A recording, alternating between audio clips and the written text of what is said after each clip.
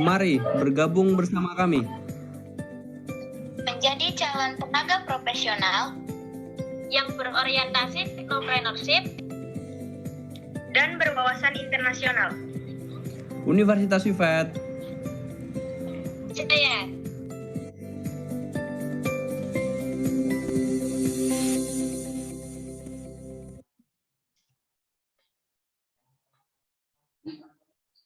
Kok keluar?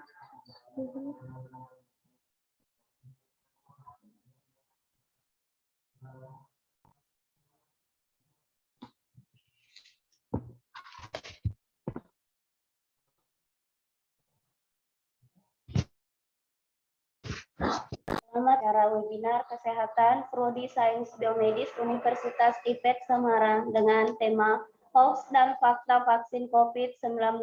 Perkenalkan, saya Bulan selaku MC yang akan memandu kegiatan webinar pada hari ini.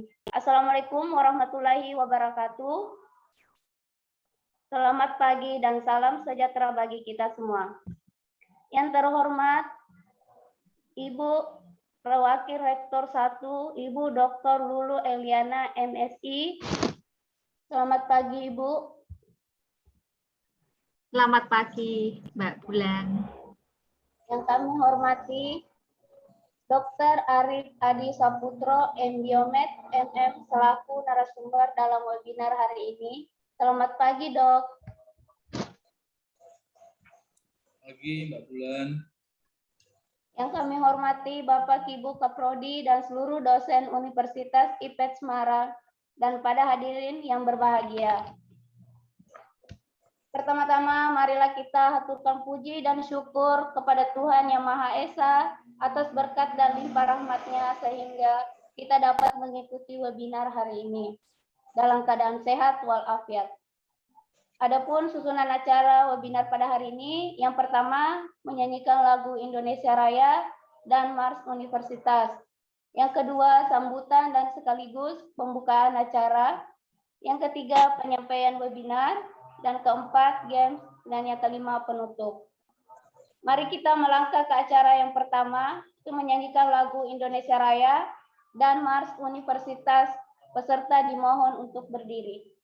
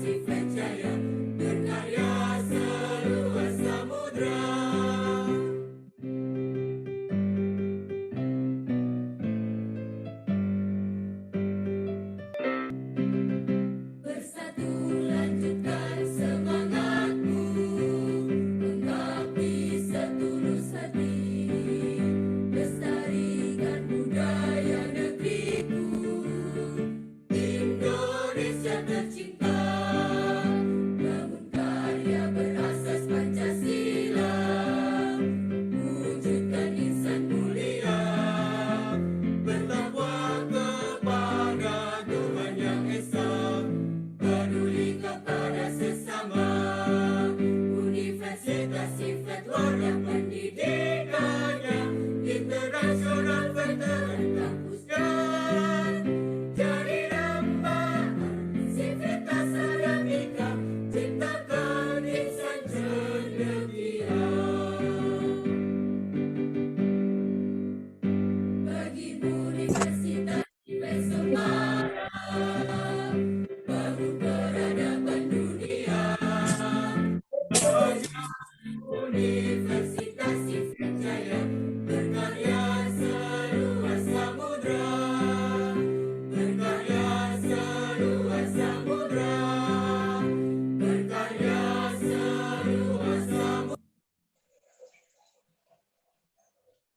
Hadirin dipersilakan duduk kembali.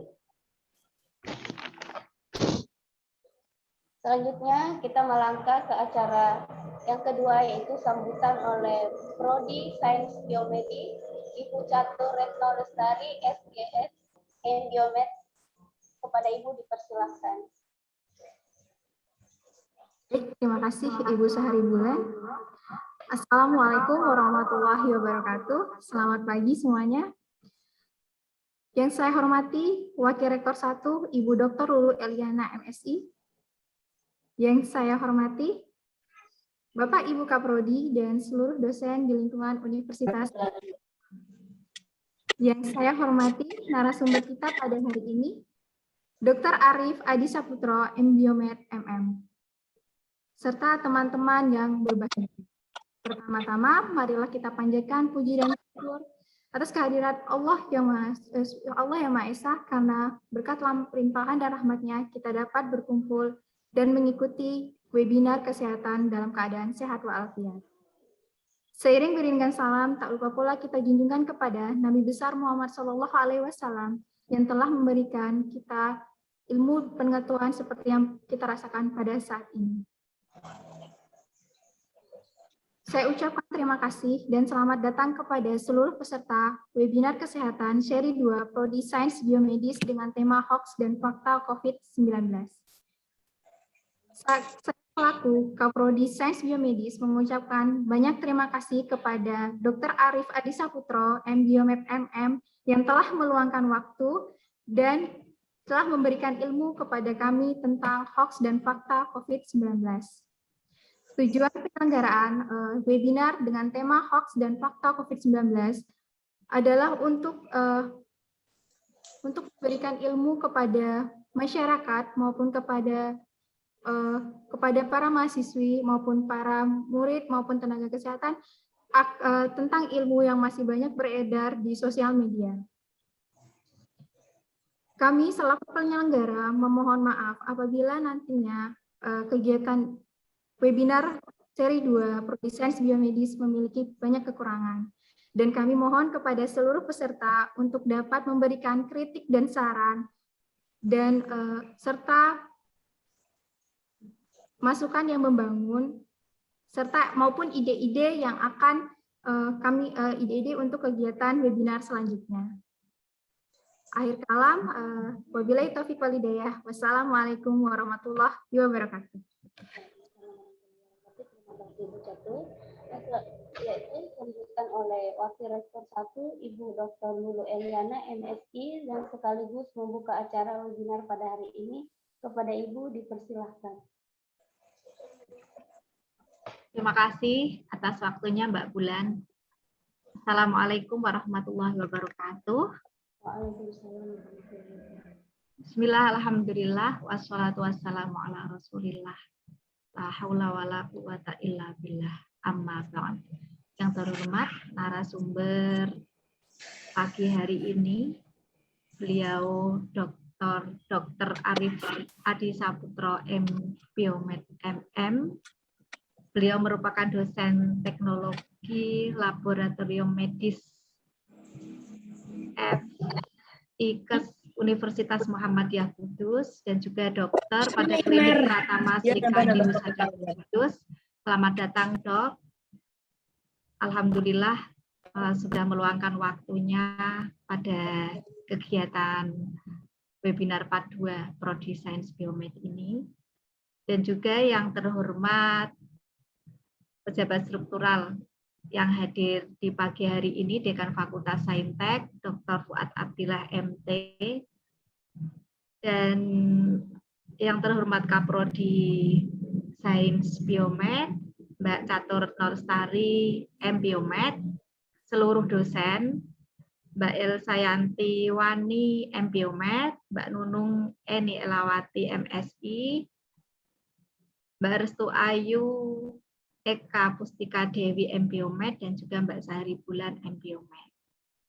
Seluruh peserta yang kami hormati, kami banggakan, yang berbahagia, dan kita harapkan untuk bergabung bagi calon mahasiswa baru segera di Prodi Sains Biomed Universitas IPET.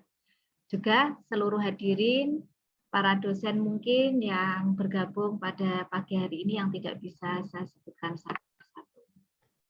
Alhamdulillah wa syukurillah, wassalatu wassalamu ala rasulillah ya. Kali-kali kita panjatkan puji syukur kehadirat Allah Subhanahu wa taala tiada henti atas nikmat dan karunia-Nya yang diberikan kepada kita di hari Senin ini tanggal 16 Agustus 2021 menjelang Hari Raya Kemerdekaan RI ke-76. Indonesia tangguh, Indonesia tumbuh. Ya, tumbuhkan semangat selalu, khususnya bersama Prodi Sains Biomed Universitas IPET ini yang di bawah Fakultas Saintek. Saya selaku jajaran struktural Direktorat menyampaikan salam hormat dari Rektor Universitas IPET, Profesor Dr. Rustono M. Hum, yang mewakilkan kepada Bu Lulu untuk bersilaturahim pagi hari ini dalam kegiatan webinar ya.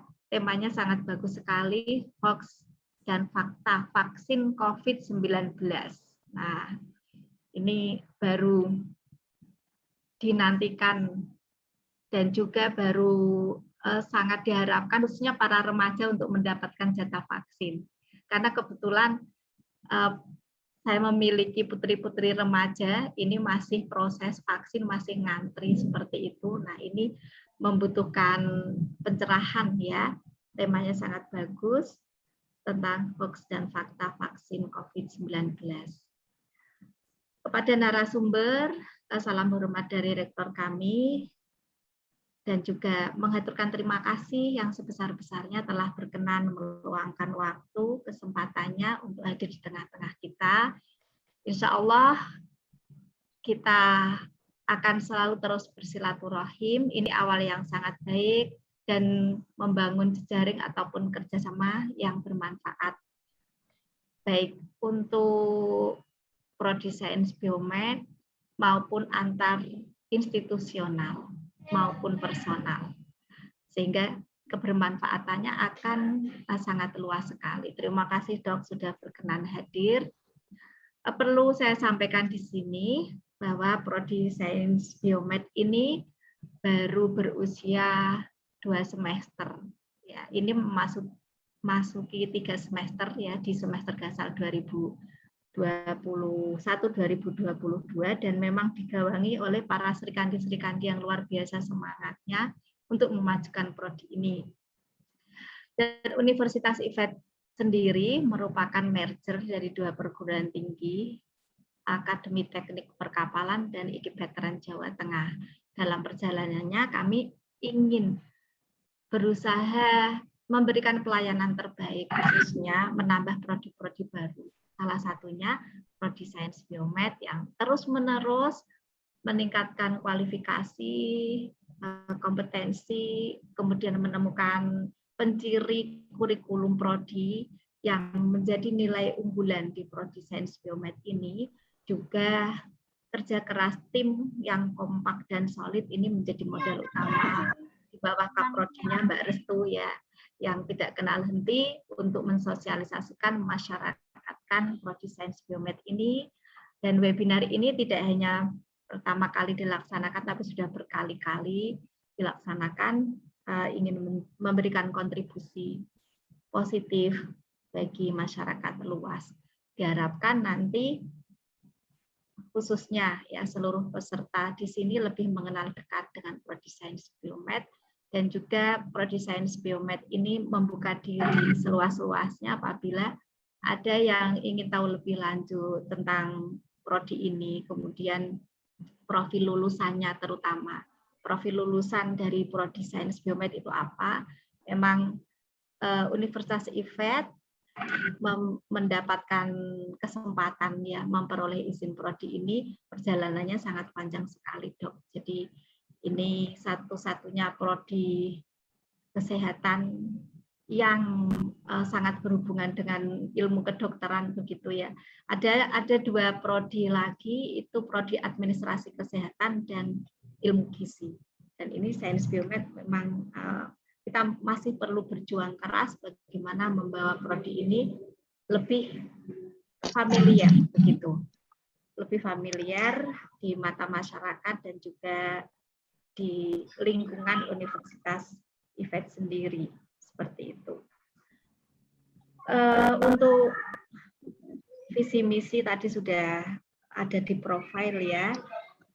Saya baca sekilas bahwa prodi Sains Biomed ini ya dalam komitmennya itu akan menumbuhkan atau meningkatkan ilmu yang berhubungan dengan penyakit untuk mengembangkan bahan yang tepat guna mencegah, mengobati dan memulihkan kerusakan berbagai jenis penyakit. Dan ini menarik sekali untuk dibahas. Jadi berhubungan dengan tema pagi hari ini, yang temanya memang sangat dibutuhkan, ini akan menjadi nilai unggul. Kita harapkan seperti itu ya, dan berkesan khususnya para peserta. Kemudian juga kami berharap nanti kegiatan-kegiatan berikutnya Mbak Catur dan tim ya ini bisa memberikan pelayanan ya, pelayanan yang dibutuhkan masyarakat khususnya yang sekarang berhubungan dengan COVID-19. Jadi memang sekarang ini ya masyarakat membutuhkan edukasi seperti itu. Itu yang bisa saya sampaikan. Terima kasih peserta yang sudah berkenan join pada pagi hari ini. Seluruhnya ada 78 peserta, semoga sampai akhir nanti semakin bertambah. Semangat dan sukses selalu, salam sehat dan bahagia. Pada hari ini, hari Senin, tanggal 16 Agustus tahun 2021, pukul 9:49, webinar part 2 ini dengan tema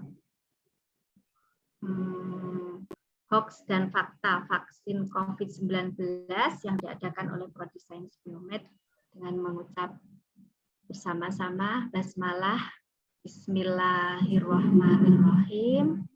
Saya nyatakan dibuka. Terima kasih Bu sudah memberikan sambutan dan membuka acara.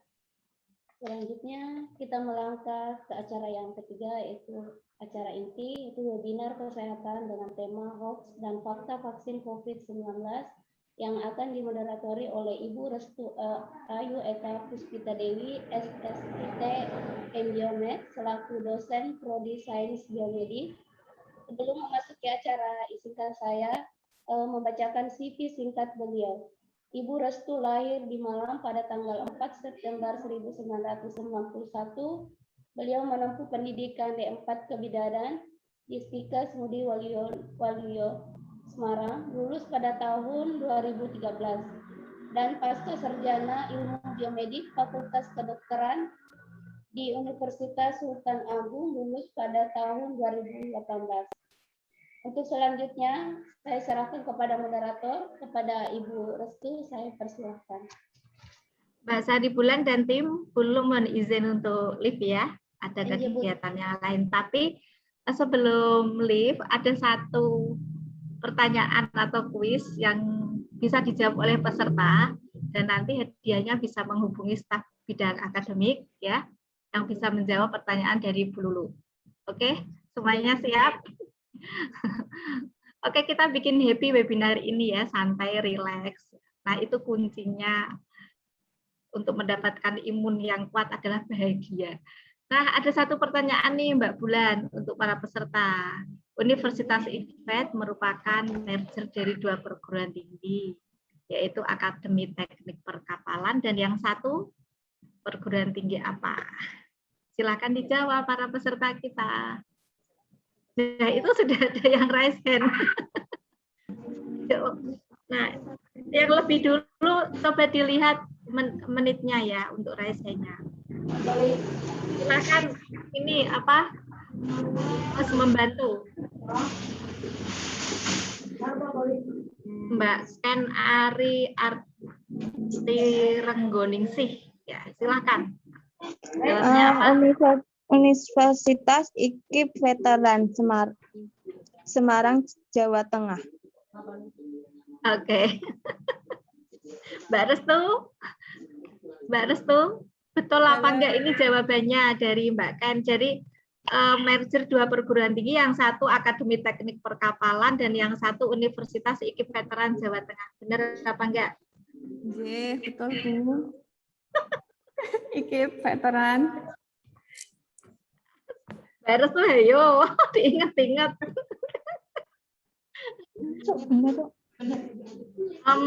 Ya, sekali lagi ya, Mbak Ken, terima kasih Ya. sudah memberikan perhatian dan menyimak webinar ini dengan baik, juga kuis dari Bu Lulu. Ya, Bu. Ya, saya betulkan sedikit, tapi tidak tereliminate gitu ya. Oh, iya. Saya betulkan sedikit, jadi penggabungan 2 perguruan tinggi, Akademi Teknik Perkapalan dan IKIP Veteran Jawa Tengah. Oh, Akhirnya menjadi Universitas IVET. Oh ya. Selamat ya Mbak Ken. Ya, Nanti makasih. silakan menghubungi panitia Mbak Sehari Bulan. Oh ya, makasih. Terima kasih, salam sehat selalu dan terus bergabung bersama Prodi Sains Biomed Universitas IVET. Dok, mohon izin live ya. Terima kasih. Salam sukses selalu. Terima kasih Bu Lulu. Ya, sama-sama. Mbak Sato.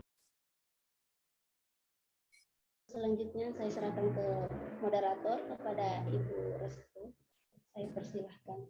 Ya, baik. Terima kasih Ibu Sahari Bulan atas waktunya. Bismillahirrahmanirrahim. Assalamualaikum warahmatullahi wabarakatuh. Selamat pagi menjelang siang buat peserta webinar pada kesempatan hari ini. Bismillahirrahmanirrahim. Alhamdulillahillazi anamana bi ni'matil imani wal islam. Alladzi khalaqal insana alamahul bayan. Asyhadu alla ilaha illallah wa asyhadu anna Muhammadan abduhu wa rasuluh. Alladzi bu'istu li utamima makarimal akhlaq. Rabbi shrahli sadri wa yassirli amri wahlul 'uqdatam min lisani yafqahu qawli, amma ba'd. Ya. Pertama-tama senantiasa selalu kita panjatkan puji syukur kehadirat Allah Subhanahu wa taala atas segala limpahan nikmatnya, terutama yang sangat kita nanti-nantikan pada pandemi ini, ya, terutama adalah nikmat sehat.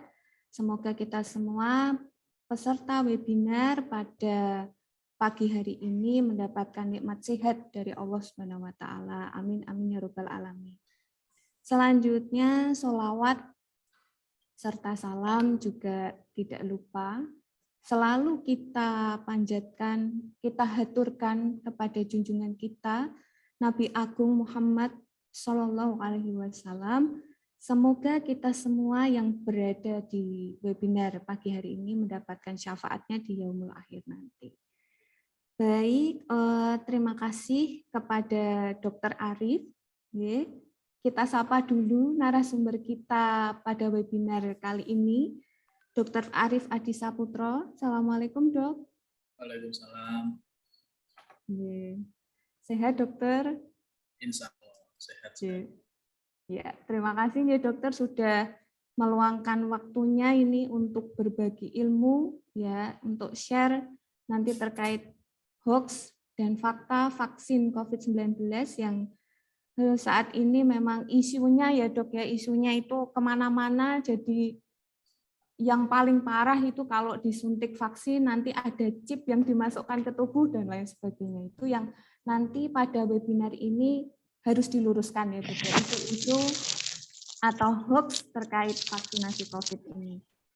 Baik, sebelum dimulai acara inti penyampaian materi, akan saya bacakan dulu ya CV dari Dr. Arif.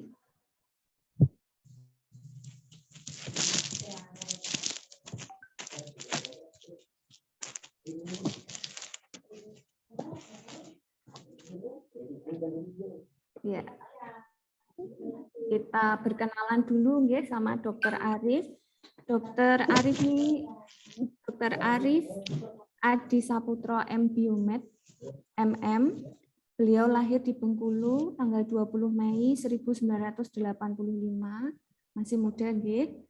Alamatnya Jalan Flamboyan, Desa Peganjaran, RT 1, RW 2, Kecamatan Bae, Kabupaten Kudus. Ya, buat teman-teman yang di Kudus ini ya bisa kenalan langsung dengan Dr. Arif. Untuk nomor HP dan emailnya tertera di screen.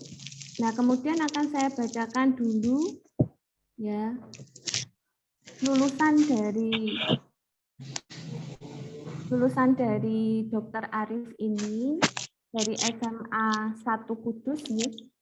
Lulus tahun 2003, kemudian sarjana dan profesi dokter, FK Universitas Muhammadiyah Malang, kemudian S2-nya ini ya dok ya, S2-nya di Magister Biomedik Fakultas Kedokteran Unisula.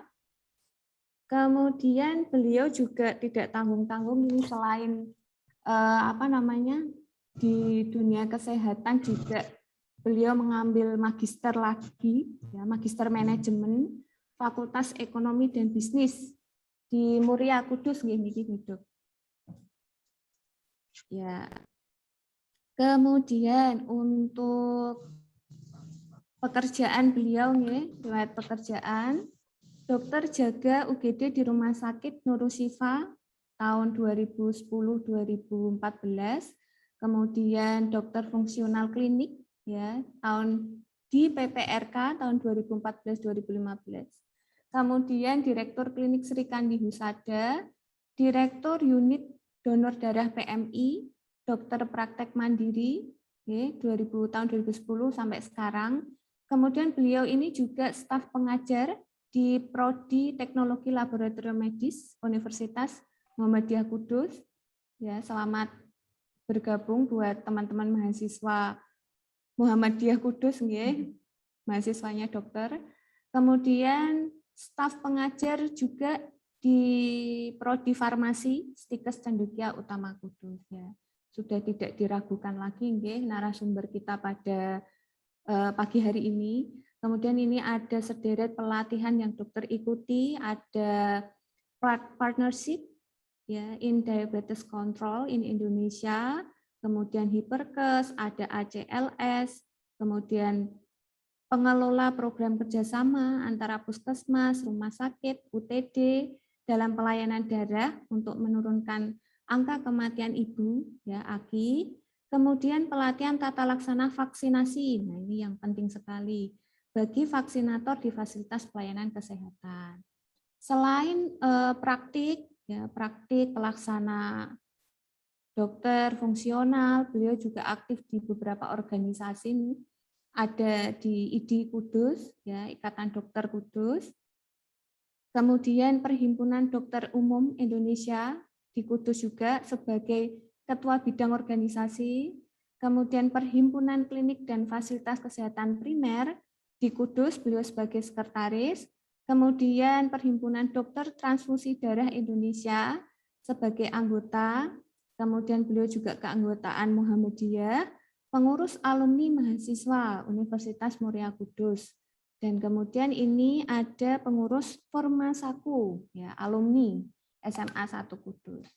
Baik, demikian untuk CV dari narasumber kita pada pagi hari ini.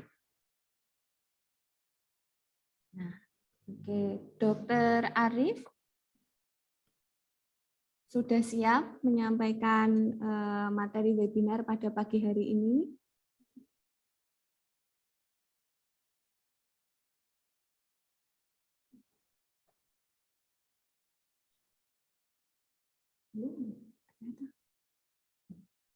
Dr. Arif, atau mungkin terputus, coba dihubungi dulu. Close sendiri, baik. Sambil menunggu dokter untuk bergabung kembali. Nanti untuk materi Ya, materi yang akan disampaikan dokter pastinya terkait vaksinasi COVID sekitar 30 menit. Kemudian nanti ada sesi pertanyaan atau diskusi. Untuk sesi diskusi nanti akan saya buka 2 sesi. Nah, sesi yang pertama nanti untuk 3 penanya, kemudian sesi yang kedua untuk 2 penanya. Bagi teman-teman yang mungkin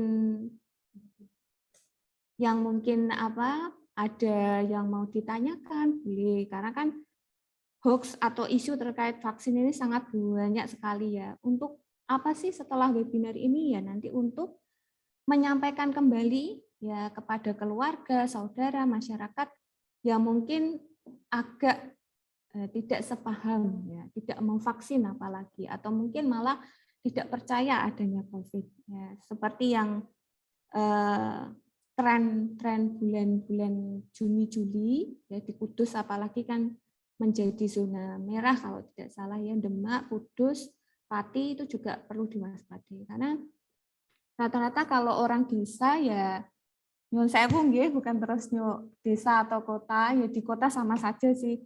Rata-rata tidak percaya gitu ya. Tidak percaya COVID. Kalau sudah tidak percaya COVID, mau pakai masker, disuruh prokes social distancing 2 meter ya nggak akan mau. Nah, nanti fungsi dari webinar ini untuk meluruskan. Baik, Dokter Arif sudah bergabung kembali, Dokter? Sudah stabil ya, Dokter, ini ya? Biasa gangguan. Tidak apa-apa, Dokter. Baik, Dokter, ini nanti materi yang disampaikan akan disampaikan dalam waktu 30 menit nih, Dokter. 30 menit, nanti kemudian akan dibuka sesi pertanyaan, dibuka 2 sesi. Nanti untuk sesi yang pertama ada 3 penanya, kemudian sesi yang kedua ada 2 penanya. Baik, kayaknya sudah nggak sabar untuk mendengarkan ilmu dari Dokter Arif. Untuk waktu dan tempat, saya persilahkan Dokter, monggo.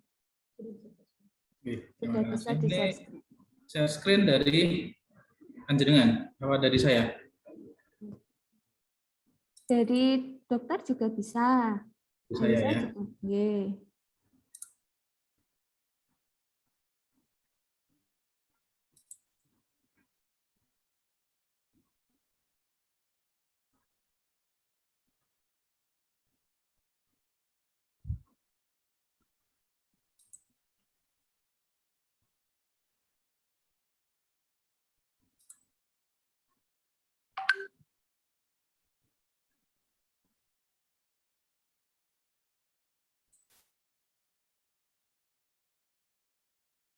Sudah terlihat belum, ya?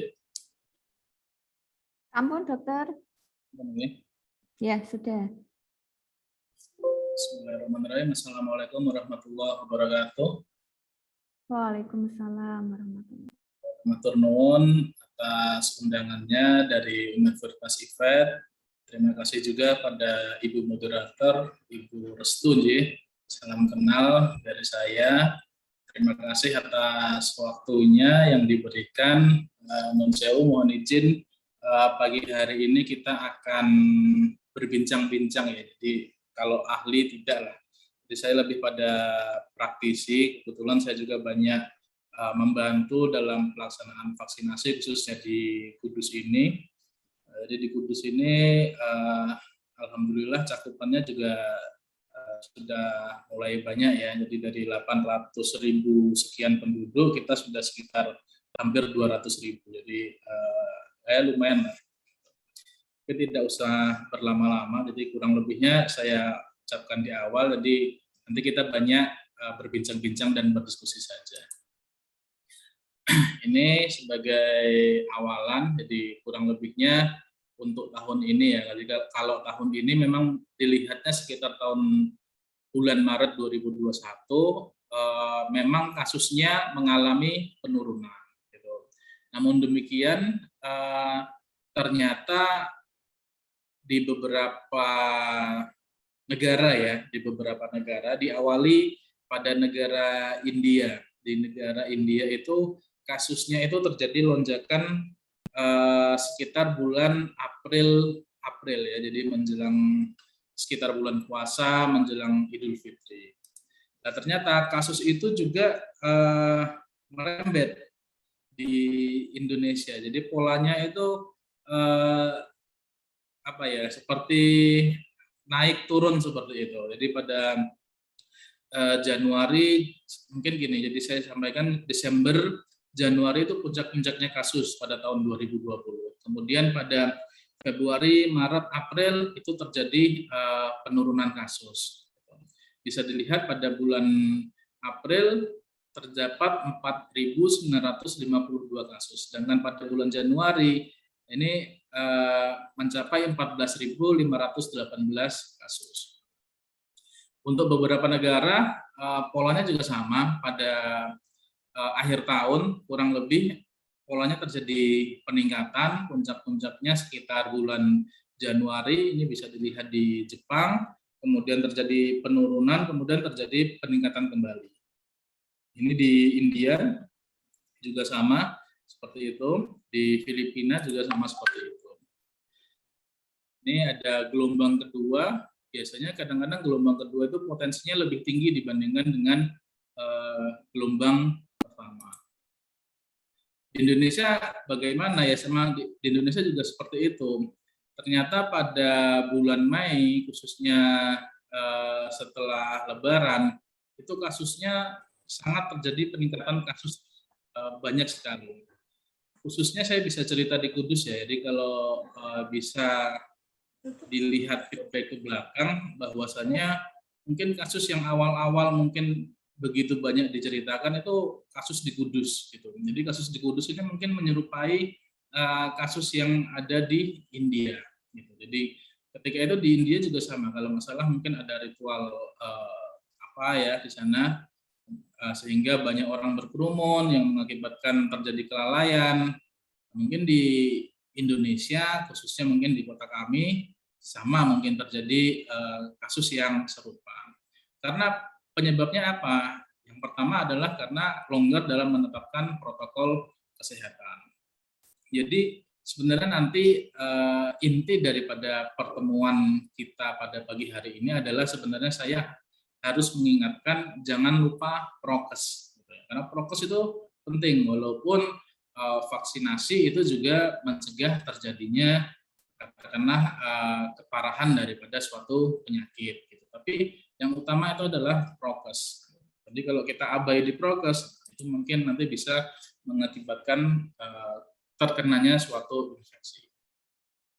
Kita latar belakang sedikit ya mengenai vaksinasi. Jadi pandemi ini sudah ditetapkan oleh pemerintah sebagai suatu bencana non alam. Ya. Bahwasanya COVID-19 memberikan tantangan yang besar dalam upaya peningkatan derajat kesehatan masyarakat yang ada di Indonesia. Pandemi COVID-19 ini terjadi di seluruh dunia ya, memberikan efek dampak yang nyata sekali di berbagai sektor. Gitu. Kita di sektor kesehatan ya kita banyak kelimpungan. Gitu.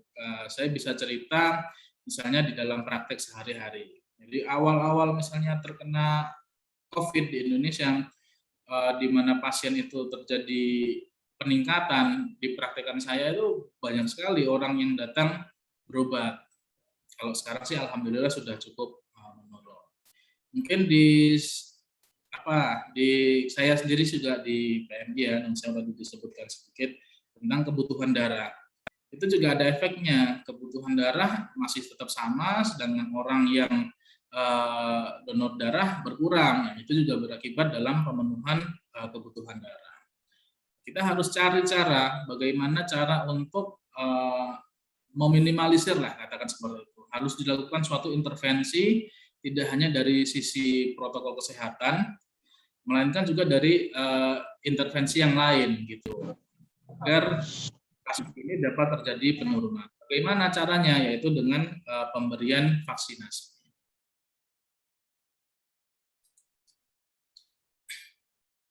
Nah, ini kita bahas sedikit apa sih sebenarnya vaksinasi itu, khususnya vaksinasi COVID-19.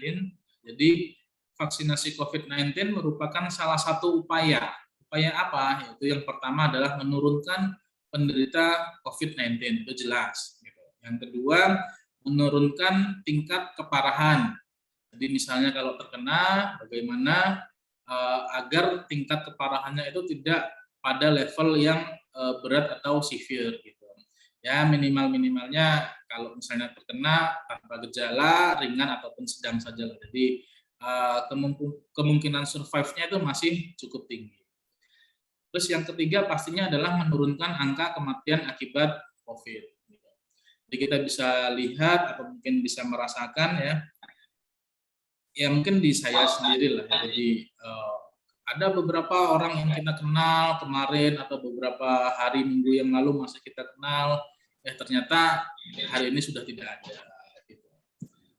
Ya seperti itulah. Jadi banyak kasus-kasus yang seperti itu yang tiba-tiba masih baik-baik saja, ternyata sudah tidak ada. Kemudian vaksin adalah virus yang dimatikan atau diinaktifkan. Jadi vaksin itu sebenarnya banyak ya. Jadi salah satunya adalah misalnya kalau ini yang tipe Sinovac.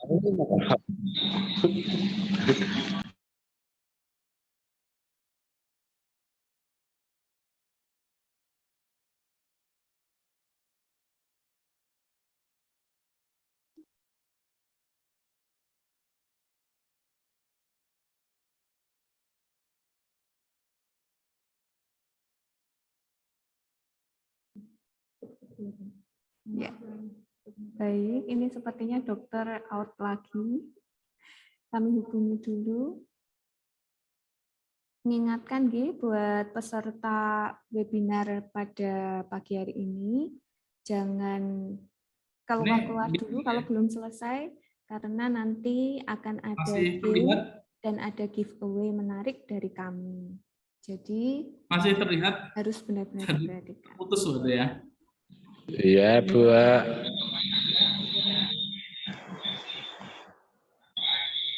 Terlihat Sudah terlihat, Pak. Oh, okay. Maaf. Baik, screen-nya sudah terlihat ya, Pak ya? Belum terdengar gitu.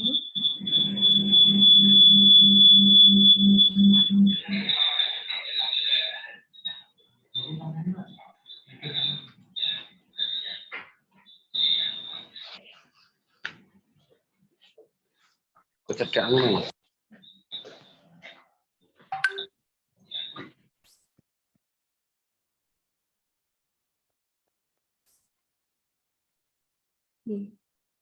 Untuk apa? Materinya sudah kelihatan, dokter, hanya suaranya belum masuk. Suaranya kurang jelas. Terdengar enggak ya, Bu ya?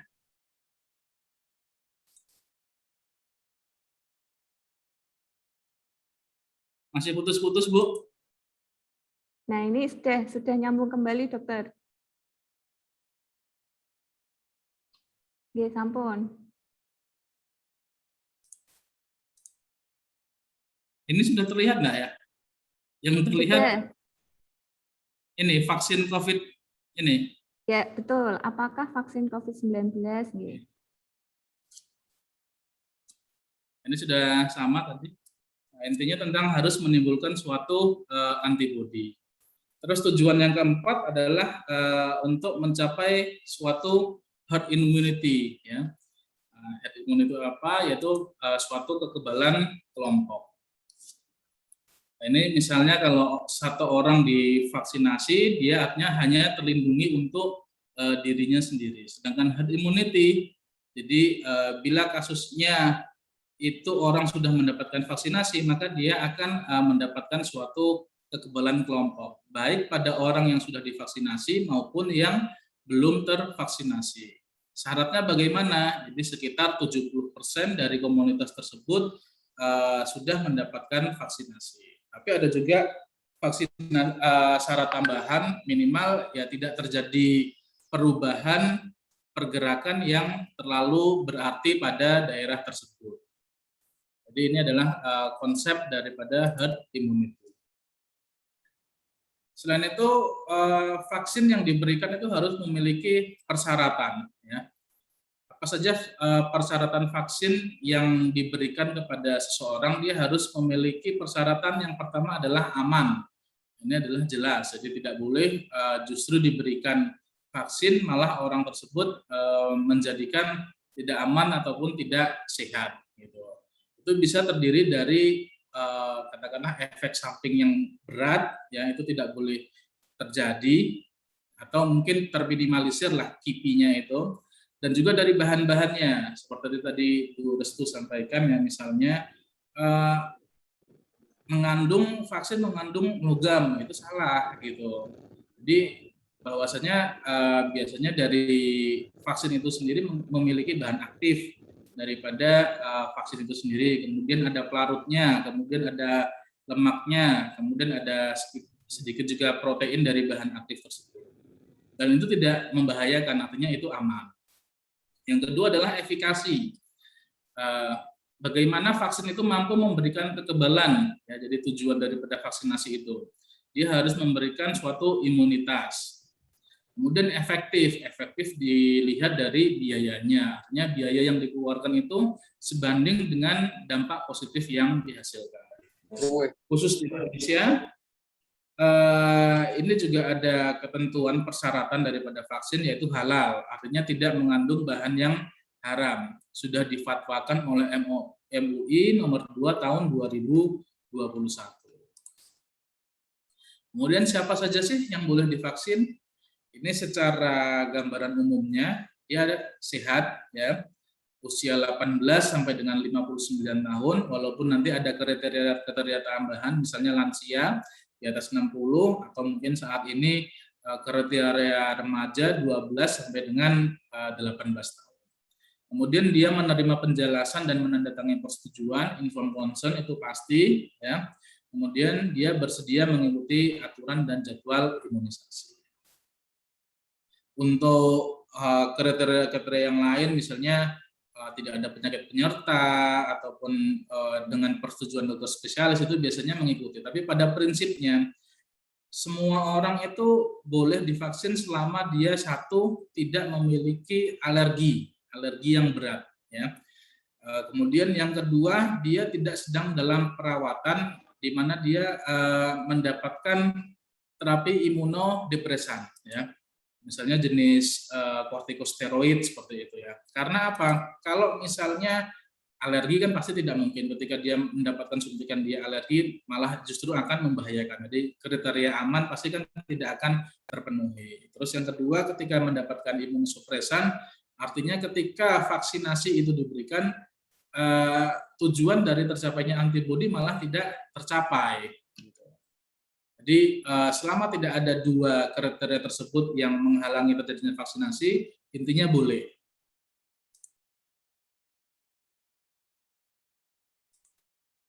Ini beberapa efek samping atau KIPI, ya, kejadian ikutan pasca imunisasi, bisa nyeri lengan, kemerahan pada lokasi suntikan, bisa terjadi demam, kelelahan, nyeri otot persendian maupun nyeri kepala.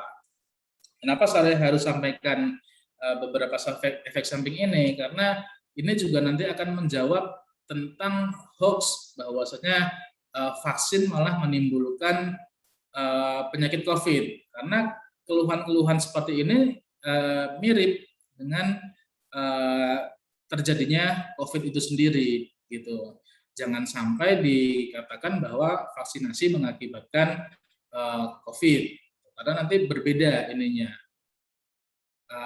Secara patofisiologinya dia berbeda.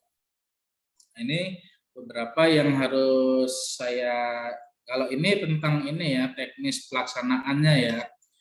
Mungkin ini juga mencakup tentang hoax ataupun tidak ya. Jadi kalau dulu disampaikan bahwasanya pada tahapan screening orang yang pernah terkena COVID itu boleh langsung untuk dilakukan vaksinasi gitu. Itu tidak benar. Yang benar bagaimana? Yang benar adalah bagi penyintas COVID itu tetap menunggu 3 bulan. Ini berdasarkan rekomendasi dari PABDI maupun dari ITAGI ya. Kenapa seperti itu? Karena orang yang penyintas COVID itu biasanya masih memiliki kadar antibodi yang cukup. Gitu. Kita berbicara ideal, ya ideal itu ya yang memenuhi bagusnya lah seperti itu. Kapan sih orang baiknya untuk divaksinasi? Orang yang bagusnya untuk divaksinasi itu ketika titernya menurun setelah orang tersebut mengalami COVID-19 ataupun dia sebagai penyintas. Tapi kan tidak mungkin semua orang langsung diukur kadar titer antibodinya. Gitu. Itu kan juga menyangkut dari biaya seperti itu, karena pemeriksaan kadar antibodi sendiri kan cukup mahal lah. Jadi berdasarkan rata-rata penelitian ataupun pengamatan dari para ahli, jadi diputuskan 3 bulan setelah sembuh baru bisa dilakukan vaksinasi pada penyintas COVID. Kemudian ini, apakah vaksin COVID menghasilkan PCR atau antigen menjadi positif? Jadi kita harus lihat dulu secara imunologi maupun secara patofisiologi, orang itu terdeteksi secara PCR maupun antigen itu pada waktu kapan sih? Gitu. Intinya ketika kuman hidup itu ada, baru dia akan terdeteksi PCR positif. Kalaupun misalnya kumannya itu mati, itu juga bisa menghasilkan PCR positif yang terdeteksi oleh PCR tersebut. Contohnya misalnya orang sudah mengalami perawatan di rumah sakit kurang lebih di atas 10-11 hari. Kadang-kadang itu PCR-nya masih positif, tapi sebenarnya itu adalah badan mati ataupun renik yang masih terdeteksi. Jadi inti dari pernyataan ini, ketika PCR positif itu belum tentu oleh karena suatu vaksin, gitu. Jadi mungkin dia infeksi masa lampau yang masih terdeteksi. Kalau antigen ini berarti menyatakan bahwasanya vaksin hidup. Jadi insya Allah tidak mungkin ketika setelah orang tervaksinasi itu antigennya yang masih positif. Nah, kemudian ini apa syarat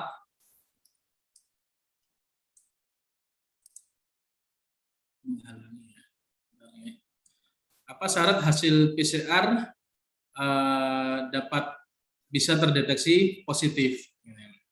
Diperlukan jumlah virus penyebab COVID-19 dalam jumlah yang signifikan untuk membuat hasil PCR atau antigen terdeteksi positif.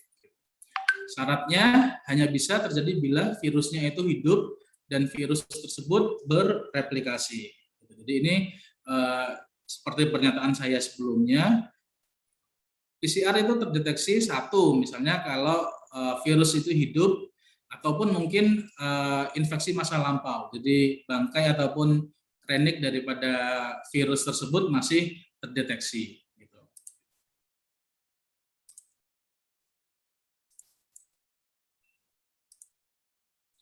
Ini kita mengenal tentang konsep vaksinasi ya. Jadi pemberian vaksin yang ada di Indonesia khususnya pada awal mula pemberian kalau tidak salah sekitar bulan Februari ya, itu ditandai dikomandani dengan pemberian vaksin pertama oleh Presiden Jokowi. Itu yang diberikan adalah jenis platform Sinovac. Di platform Sinovac itu yang diberikan adalah virus mati ataupun virus yang inaktif ya. Menggunakan virus yang dimatikan dengan suatu pemanasan ataupun dengan metode lain melalui bahan kimia. Virus yang sudah dimatikan ataupun dilemahkan tidak dapat memperbanyak diri. Jadi syarat tadi dia untuk menjadikan suatu penyakit adalah terjadinya replikasi atau memperbanyak diri. Namun struktur dalam kuman tersebut, dalam virus tersebut masih utuh gitu. Jadi tujuannya utuh itu untuk apa? Nanti dia akan mengajarkan pada sel antibodi, sel pertahanan tubuh agar dapat mengenali virus corona tersebut. Tujuannya terbentuk antibodi dan terbentuk sel memori. Kemudian dapat menimbulkan respon imun, jangka waktu proteksinya lebih pendek dibandingkan vaksin hidup yang dilemahkan. sehingga perlu dilakukan pemberian berulang. Dalam hal kasus ini adalah 2 kali pemberian. Vaksin virus mati ini sudah banyak beredar, ya. Jadi bukan hanya pada kasus COVID-19 ini. Contoh yang menggunakan virus mati atau inaktif adalah hepatitis A, rabies maupun polio. Ini kita berbicara mengenai tentang inaktif, ya. Vaksin inaktif contohnya adalah Sinovac dan Sinopharm, ya. Pada vaksin tersebut ini virus yang dilemahkan, ya, pada vaksin tersebut tidak dapat menginfeksi, ya, tidak dapat menginfeksi, juga tidak dapat memperbanyak diri. Nah, konsep ini yang dipakai sehingga bahwasanya pemberian daripada vaksin Sinovac maupun vaksin Sinopharm tidak dapat menyebabkan orang tersebut terinfeksi COVID-19. Ini yang pertama menjawab hoax, misalnya ini vaksin Sinovac menjadikan seseorang terinfeksi suatu kasus COVID-19. Untuk saat ini pemberian vaksin ada beberapa macam, ya. Selain vaksin Sinovac maupun Sinopharm yang platformnya dia adalah inaktif virus, juga ada platform dari AstraZeneca. AstraZeneca itu menggunakan dia adenovirus seperti itu. Adenovirus membawa DNA virus penyebab daripada COVID-19. Ini melalui teknologi daripada laborat, mungkin dipelajari juga, ya, di Sains Biomedis. Harapan saya mungkin di Universitas IFET bisa juga menjalankan yang seperti ini. Jadi DNA virus penyebab COVID-19 tidak bisa memperbanyak diri. Pokoknya konsepnya dia tidak bisa menularkan kalau dia tidak bisa memperbanyak diri atau bereplikasi, kemudian virus tersebut tidak dapat hidup di inangnya, dalam artian di manusia. Jadi bagaimana mungkin tadi misalnya virus yang sudah dimatikan bisa hidup ketika disuntikkan di manusia. Akhirnya dia juga kesimpulannya di sini tidak dapat menyebabkan ataupun menginfeksi pada seseorang yang diberikan vaksinasi dari AstraZeneca. Jadi konsep dari mekanisme dari pemberian vaksin AstraZeneca, ya, ini mengandung DNA virus SARS-CoV-2 di dalam adenovirus simpanse yang sudah tidak memiliki kemampuan bereplikasi tetapi mampu memproduksi glikoprotein spike SARS-CoV-2. Glikoprotein spike tersebut akan diekspresikan secara lokal sehingga menstimulasi respon antibodi dan imunitas seluler. Jadi prinsipnya sama, ya, seperti pada inaktif vaksin. Mungkin pada inaktif vaksin diberikan dalam bentuk whole vaksin. Whole itu maksudnya secara keseluruhan. Nah, kalau ini dia melalui metodologi, ya, rekayasa daripada suatu laborat, dia diambil DNA dari adenovirusnya, terutama bagian atau partikulasi daripada glikoprotein spike atau tonjolan gitu. Jadi karena yang paling berpengaruh dari suatu infeksi, jadi ketika virus itu sudah masuk dari jadi bentuknya kan seperti lingkaran seperti ini, ya. Ini gambaran saja. Itu ada tonjolan-tonjolan seperti itu. Jadi spike-nya itu yang dia itu yang lebih menular gitu. Nah, jadi itu yang diambil pada vaksin AstraZeneca. Jadi suatu bagian partikulasinya aja yang spike-nya itu, kemudian dia diletakkan dalam suatu adenovirus simpanse, kemudian diambil lagi yang menjadikan dia itu vaksin AstraZeneca. Kemudian yang terakhir ini adalah vaksin Moderna, ya. Jadi yang beredar di Indonesia sementara, jadi pengalaman saya di lapangan sampai dengan hari ini untuk di Kudus, sudah ada Sinovac, AstraZeneca, dan Moderna. Ya, Moderna juga sudah diberikan. Konsep vaksin Moderna dia adalah platformnya adalah messenger RNA, ya. Ini bagian dari rekayasa genetik. Jadi kalau dua tadi berdasarkan dari virus yang memang satu dilemahkan dimatikan, kemudian yang satunya lagi dari adenovirus yang ada di simpanse. Kalau vaksin mRNA ini lebih ke rekayasa genetik, jadi diambil seperti RNA-nya, kemudian direkayasa sehingga terbentuk jenis atau virus baru yang dapat ketika dimasukkan ke tubuh dapat dikenali sebagai suatu virus gitu. Tapi dia tidak menginfeksi. Sama secara konsep bahwa RNA virus yang terdapat dalam vaksin Moderna itu tidak dapat memperbanyak diri. Kemudian juga dia tidak hidup. Ketika dua konsep itu tidak dapat bereplikasi dan dia bukan virus yang hidup, artinya dia tidak dapat menyebabkan seseorang itu mengidap COVID-19. Penjelasannya ini kurang lebih sama, ya. Jadi yang diambil adalah bagian daripada virus itu tadi, ya, spike-nya protein S, ya, S protein ini yang dikembangbiakkan atau rekayasa secara genetik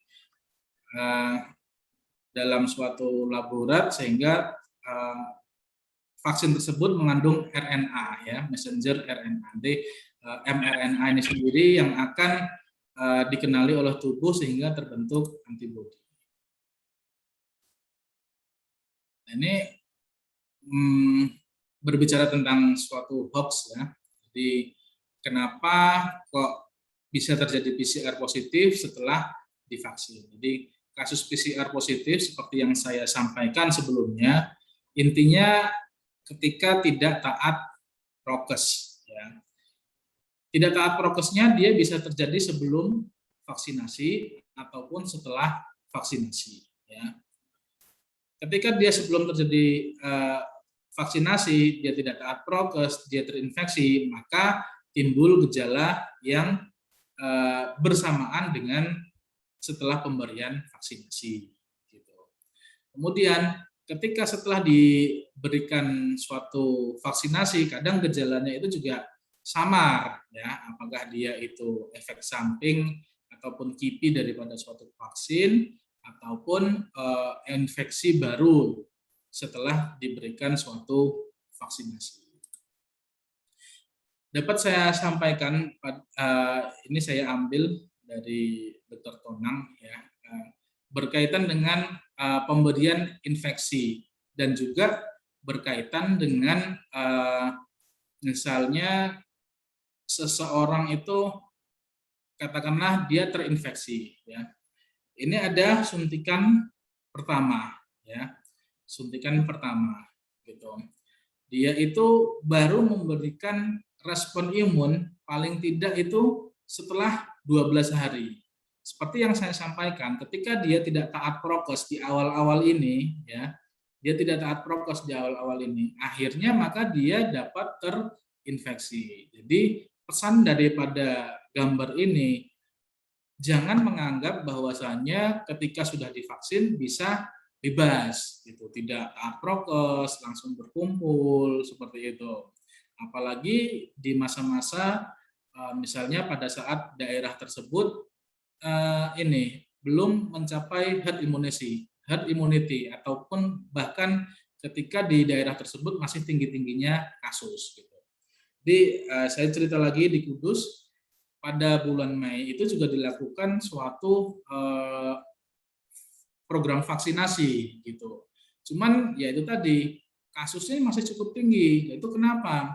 Bisa jadi ketika mereka sudah dilakukan vaksinasi, mereka masih tidak taat protokol kesehatan ataupun abai, sehingga dulu itu juga kami menerima istilahnya katakanlah komplain ataupun masukan, loh habis divaksin kok malah terkena. Itu menjawab daripada gambar ini, bahwasanya ketika orang divaksin tidak serta-merta langsung timbul antibodi. Apalagi misalnya pada suntikan pertama, vaksinasi pertama, ya, dia masih di bawah daripada threshold. Jadi ketika seseorang itu batasannya tadi kan sudah disampaikan. Pada saat suntikan kedua baru dia mencapai di atas daripada ambang batas. Bisa dilihat seperti ini. Jadi pada saat setelah suntikan pertama ya kita tetap prokes lah. Kalau suntikan kedua bagaimana? Sama saja ya, kita juga tetap harus taat prokes karena setelah 14 sampai 28 hari kadar titer antibodi itu juga masih bisa terjadi penurunan gitu. Jadi inti dari vaksinasi memang dia meningkatkan antibodi, tapi bahwasanya antibodi itu terjadi penurunan, ya apalagi pada orang yang sering terpapar, misalnya nakes. Itulah mengapa kalau dari gambar ini kita bisa lihat diperlukan booster yang ketiga. Nah, ini tujuannya untuk menstabilkan atau menaikkan kembali daripada kadar antibodi seseorang. Ini mungkin slide-slide terakhir ya. Jadi alur berpikir kita tentang vaksinasi. Ya, misalnya ini adalah vaksinasi Sinovac dan Sinopharm tidak punya kemampuan menginfeksi dan memperbanyak diri ya, untuk Sinovac dan Sinopharm. AstraZeneca DNA-nya juga tidak dapat bereplikasi dan tidak hidup. Moderna pun sama, mRNA virus tidak memperbanyak diri dan virus tersebut juga tidak hidup. Kesimpulannya, vaksin COVID-19 tidak menyebabkan seseorang itu terinfeksi maupun mengakibatkan hasil PCR positif. Saya tambahkan atau saya ulangi lagi bahwa ketika terjadi PCR positif bisa saja dia terjadi oleh karena infeksi masa lampau gitu. Jadi bahan renik ataupun jasad daripada virus masih terdeteksi oleh PCR tersebut. Kemudian swab PCR positif dapat disebabkan oleh infeksi yang terjadi sebelum, seperti saya sampaikan barusan ini. Kemudian bisa juga karena infeksi yang akut ataupun barusan terjadi, bukan oleh karena vaksin yang diberikan. Sepertinya gitu, Bu Restu, sudah slide terakhir. Mungkin saya kembalikan lagi ya ke Ibu Moderator. Kalau ada pertanyaan, monggo. Ya, baik dokter, terima kasih atas penjelasannya, nggih. Sudah sangat jelas sekali. Ini langsung saja akan dibuka sesi diskusi. Untuk seksi yang pertama saya buka untuk 3 penanya. Tadi sudah ada yang raise hand atas nama Saudari Wendika Zelinda. Mbak Wendika Zelinda, mungkin bisa langsung disampaikan pertanyaannya. Silahkan.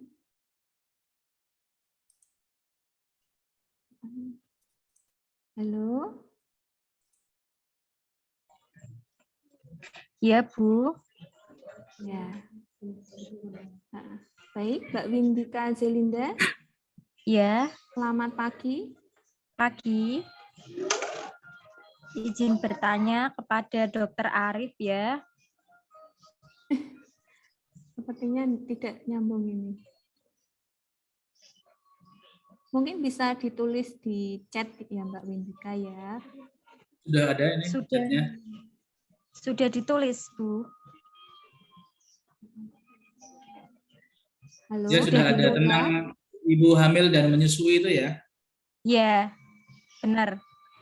Benar, Dok. Oke, bentar. Suaranya belum terdengar nggih, Mbak Wendika.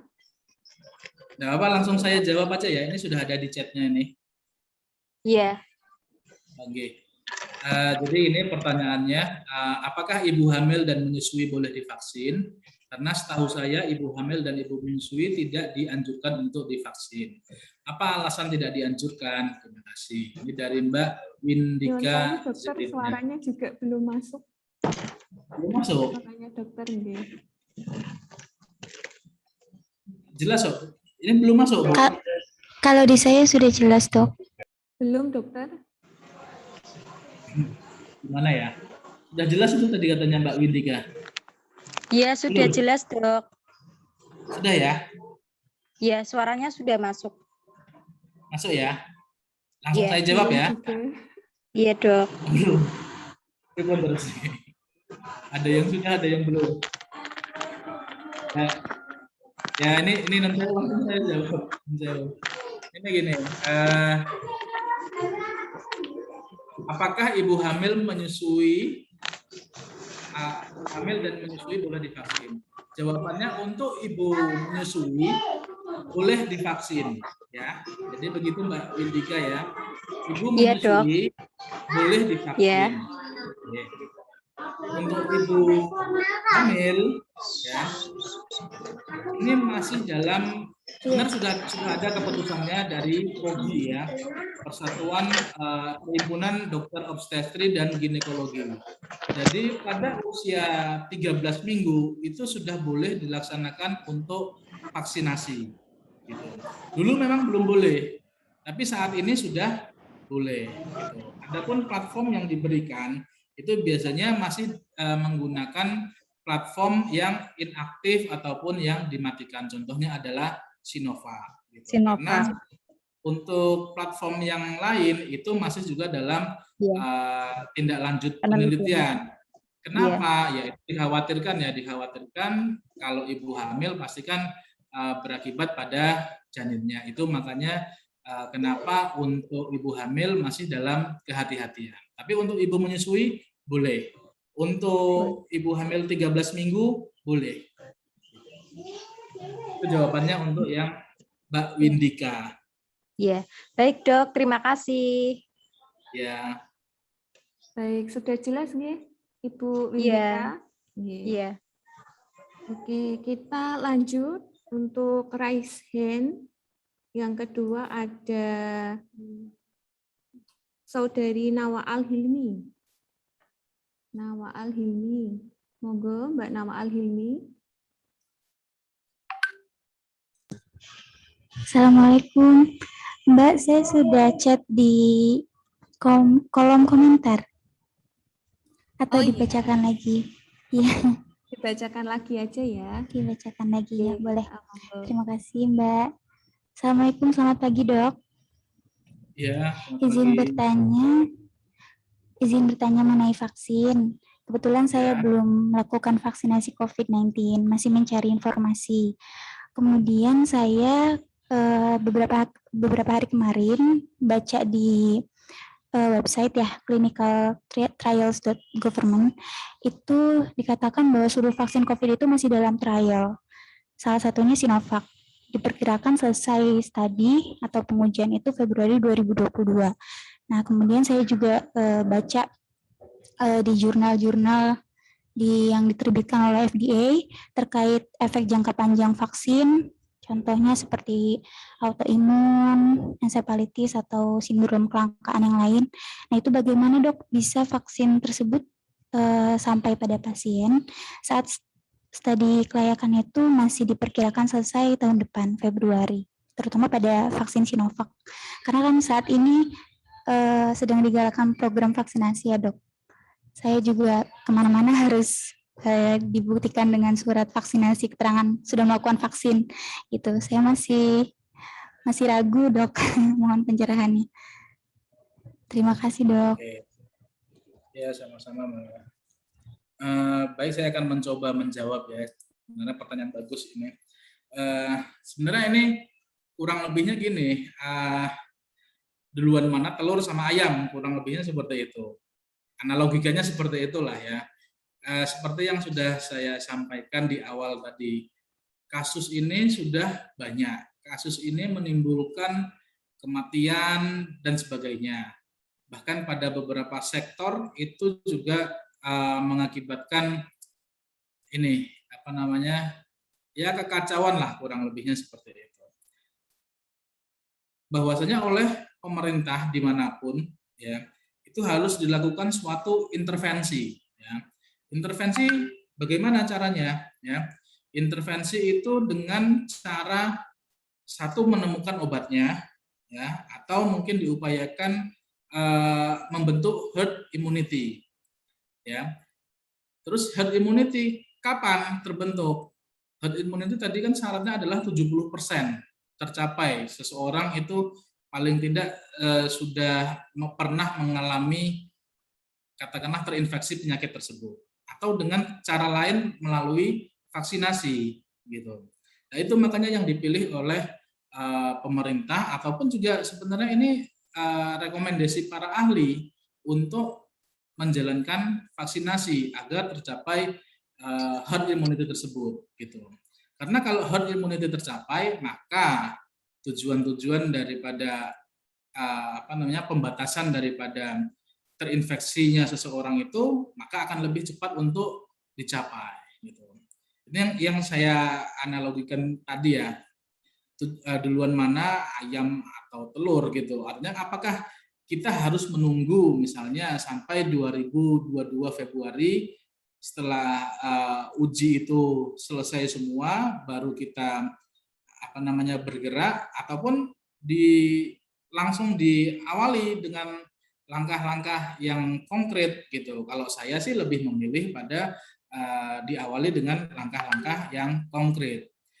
Itu pun juga bahwasannya pelaksanaan daripada vaksinasi ini tidak asal ya. Artinya kan gini, sudah ada beberapa studi ataupun metodologi cara pembuatan vaksin yang digunakan pada pembuatan vaksin misalnya Sinovac gitu. Dan izin edarnya juga sudah ada, izin edar darurat seperti itu. Jadi mengapa pelaksanaan vaksinasi itu tetap dilaksanakan untuk tahap sekarang ini gitu. Kemudian jika dilihat daripada efeknya ya ada beberapa kalau tidak salah itu keluaran dari UGM ya, mungkin jurnal juga. Untuk di Indonesia, saya cerita di Indonesia, bahwasanya pemberian dari vaksinasi jadi platform Sinovac ya yang waktu itu diberikan itu satu efektif gitu. Terus kemudian kipinya itu ringan gitu. Apalagi misalnya kalau disebutkan berat terjadinya convulsion, encephalitis. Yang saya baca dan saya ketahui itu insya Allah kok tidak ada ya gitu.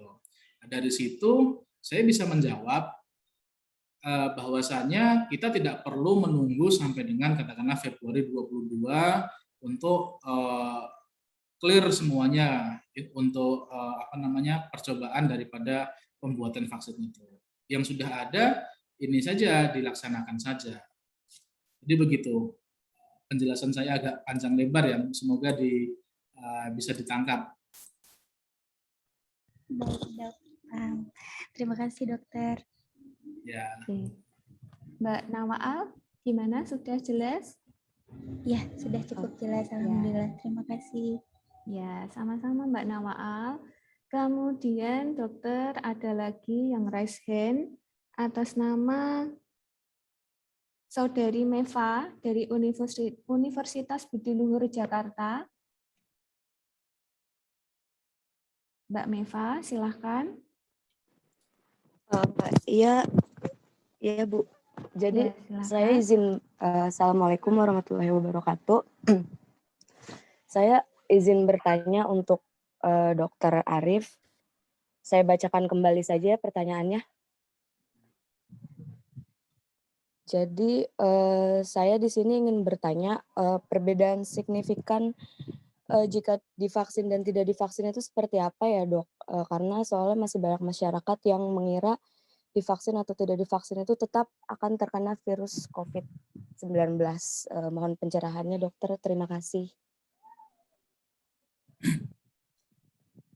Ya, ini ya terima kasih atas pertanyaannya. Perbedaan orang yang divaksin ataupun tidak divaksin. Jadi balik lagi ke slide saya tadi ya. Kalau orang yang divaksin itu berarti juga membantu bisa program pemerintah ataupun tujuan daripada vaksinasi untuk membentuk herd immunity secepat mungkin ya. Sebab kalau misalnya harus menunggu terinfeksi dulu, kan kita juga tidak tahu kan terkena atau tidak terkena. Itu satu ya, itu jawabannya. Terus yang kedua, untuk mencegah keparahan gitu.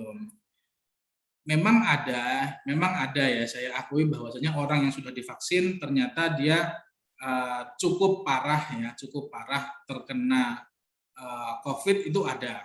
Cuman dari data yang pernah saya baca ataupun yang pernah saya ikutin mungkin di rumah sakit, orang yang sudah tervaksin ya, itu tingkat keparahannya ketika dia terjadi reinfeksi atau terkena ulang daripada COVID ini, dia tidak separah daripada yang belum pernah tervaksin gitu, ataupun belum pernah terkena.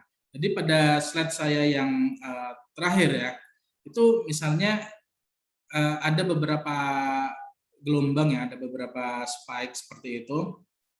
Suntikan pertama, suntikan kedua, suntikan ketiga ya. Anggaplah itu suntikan pertama sama dengan infeksi pertama ya, seperti itu. Jadi orang yang sudah mendapatkan vaksinasi pertama artinya dia akan terbentuk antibodi gitu. Ketika misalnya dia terkena infeksi ya, antibodi ini paling tidak mampu untuk melawan daripada ataupun mengenali daripada virus COVID-19.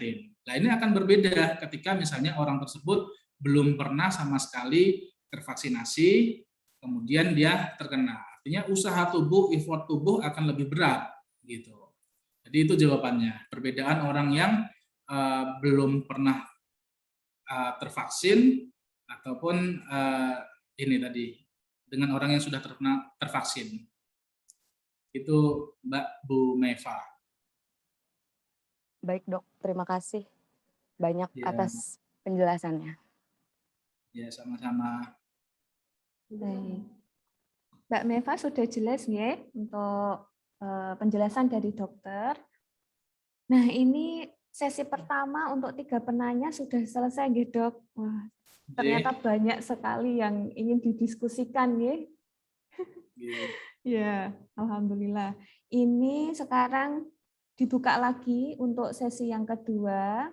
Untuk 2 penanya, saya akan pilih dari chat ya. Dari chat ada dari Ibu Esther Retnowati. Ya, selamat siang, saya Esther Nes. Ingin bertanya, dosis vaksin Sinovac yang diberikan kepada anak, apakah vaksinnya sama seperti yang diberikan kepada orang dewasa? Seperti jenis vaksin dan dosis. Terima kasih. Ya, monggo dokter. Saya jawab singkat ya. Ini saya sudah, kalau di Kudus baru 1 kali yang untuk pemberiannya terhadap remaja ya.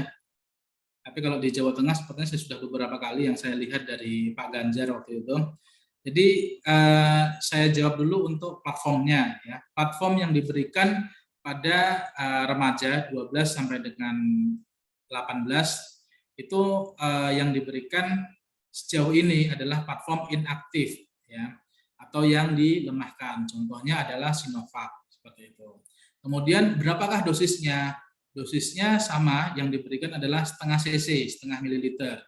Baik itu pada dosis vaksin pertama maupun pemberian suntikan kedua setelah 28 hari pada dosis kedua. Itu sama-sama setengah cc. Jadi begitu Bu Esther, Mbak Esther, jawabannya.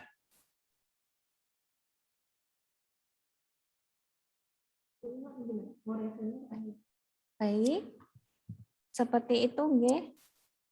Mbak Esther Retnowati ya, sudah dijelaskan oleh dokter. Kemudian untuk penanya yang kedua ini, di sesi yang kedua, yang sudah raise hand. Ini dari Mbak Siti Nurjanah ya. Ya, Mbak Siti Nurjanah, mahasiswa Sains Biomedis Universitas IFET. Silahkan menyampaikan.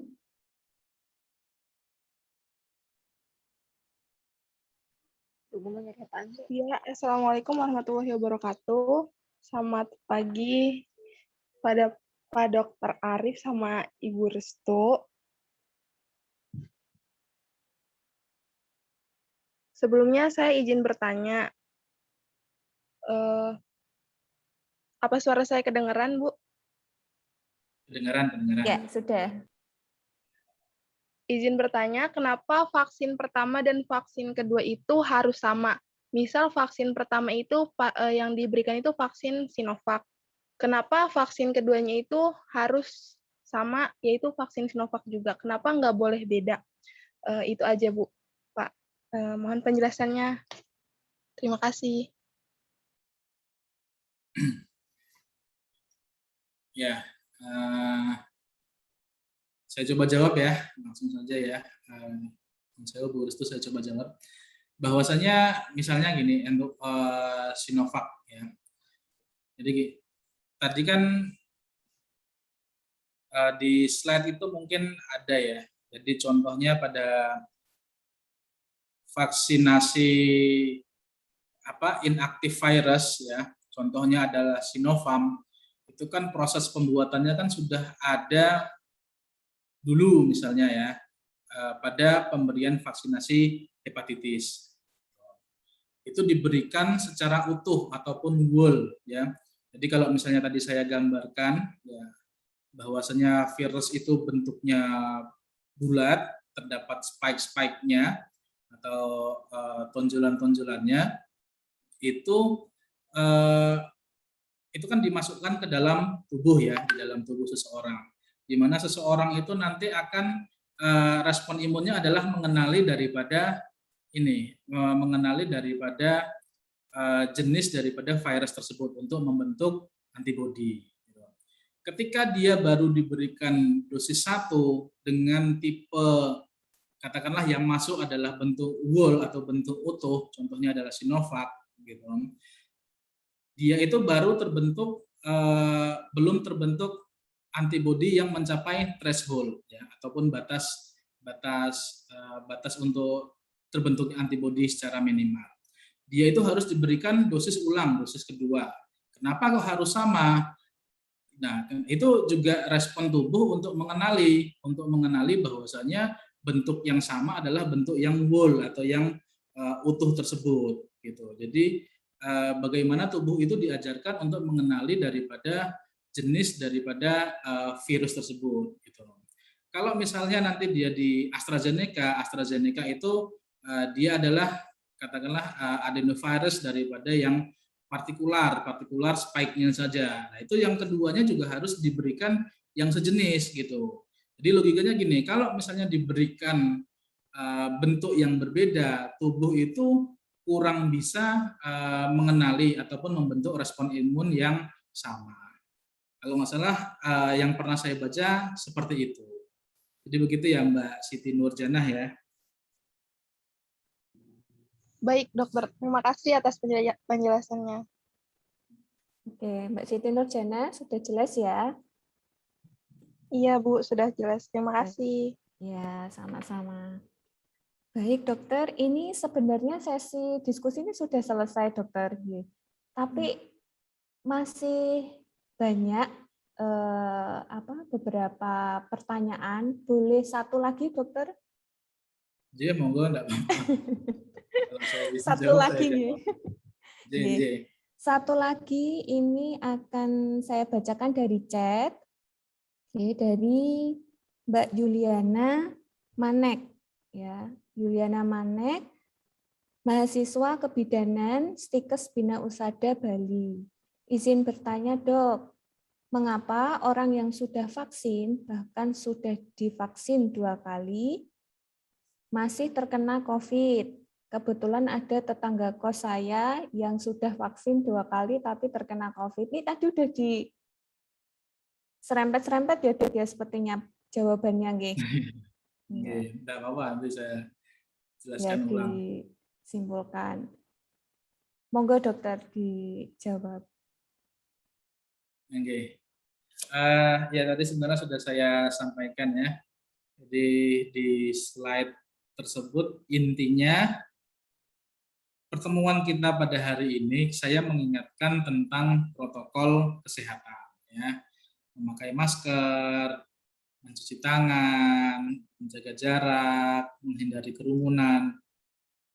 Itu bagian yang terpenting ya. Selain pelaksanaan vaksinasi ataupun mencari alternatif pengobatan. Ya. Jadi kalau saya lihat ini ke depannya, mungkin virus ini juga masih akan tetap ada.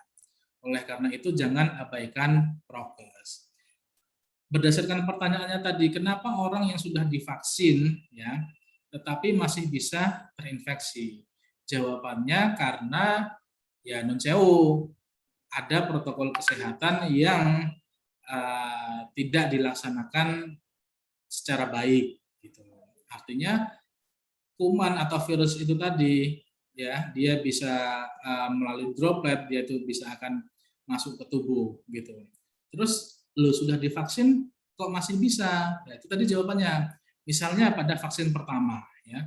Vaksin pertama tadi sudah ada gambarnya. Dia itu terbentuk antibodi masih di bawah daripada threshold. Vaksin kedua diberikan, ya dong. Vaksin kedua dia sudah mencapai di atas threshold. Tapi perlu diingat juga bahwa titer antibodi juga bisa terjadi penurunan gitu. Mungkin ketika terjadi penurunan infeksi itu masuk atau yang namanya vaksin dengan virus itu kan seperti ini ya, lomba pencak silat ya. Jadi adu kuat ya. Ketika virus tersebut misalnya kalah, jadi ada juga teori mutasi ya. Contohnya virus B117 yang dari India. Tahun 2020 di akhir tahun saya juga sempat terinfeksi ya di Desember, puncak-puncaknya Desember Januari ya. Kemudian tadi itu berulang kembali pada bulan April, Mei seperti itu. Ternyata misalnya di Kudus ini saja, hasil dari penelitian dari UGM ternyata ada mutasi virus yang lain B117 yang katanya berasal dari India. Nah, itu juga yang menghasilkan kenapa orang tersebut bisa terinfeksi gitu. Artinya virusnya itu katakanlah lah lebih jago lah daripada antibodi yang sudah ada. Begitu ya jawabannya, semoga dapat diterima. Baik, terima kasih Dok atas penjelasannya. Ya, baik, terima kasih. Dokter, ini nyuwun sewu lagi. J. Saya baca di kolom chat ada pertanyaan yang bagus lagi. Satu lagi nggih dokter nggih. J. Kalau bisa jawab saya jawab. J. Dari Ibu Mulyana ini. Assalamualaikum Dokter Arif, izin bertanya. Vaksin dosis pertama itu boleh 1 kali atau tidak? Boleh 1 kali tidak atau harus vaksin tahap kedua? Mohon dijelaskan. Kemudian yang menghalangi akan divaksin adalah seorang yang memiliki alergi. Alergi kan banyak. Bisa dijelaskan kembali alergi seperti apa, Dok? Sekian. Wassalamualaikum. Monggo, Dokter. Ya. Terima kasih Bu Mulyana ya untuk pertanyaannya. Vaksin dosis pertama boleh 1 kali atau tidak? Atau harus vaksin tahap kedua? Jadi ini tadi vaksin 1 dan vaksin 2 itu saling berkaitan ya untuk membentuk suatu antibodi yang lengkap gitu. Jadi ketika hanya diberikan dosis 1 saja, maka dia tidak cukup kuat untuk terbentuknya antibodi. Jadi langsung pada jawabannya harus 2 kali, dosis 1 dan dosis 2 untuk mencapai antibodi yang adekuat untuk mencegah terjadinya seseorang terinfeksi virus COVID gitu. Itu untuk jawaban dari pertanyaan pertama ya. Kemudian jawaban yang kedua mengenai alergi. Jadi sudah saya sampaikan, orang yang tidak boleh divaksin itu ada 2 kriteria utama, alergi berat dan dia sedang mendapatkan terapi imunodepresan. Ya. Alergi berat contohnya apa? Ada suatu penyuntikan riwayatnya orang tersebut pernah mengalami katakanlah pingsan gitu. Itu termasuk alergi berat. Atau setelah katakanlah penyuntikan ataupun lainnya mengalami sesak nafas, itu juga tidak boleh diberikan. Ataupun setelah penyuntikan ataupun pemberian obat-obatan yang lain mengalami gejala bengkak-bengkak terutama seluruh tubuh, itu tidak boleh diberikan. Jadi kriteria alergi seperti apa? Itu tadi kurang lebihnya, misalnya pernah pingsan, pernah sesak nafas, pernah bengkak-bengkak seluruh tubuh, itu kita biasanya tidak diberikan untuk vaksinasi tertentu. Begitu Bu Mulyana.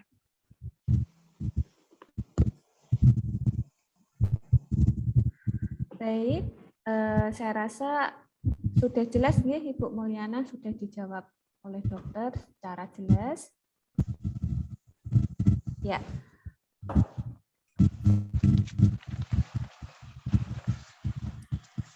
Baik dokter, ini sudah diakhiri saja meskipun ini sebenarnya masih banyak sekali yang mungkin masih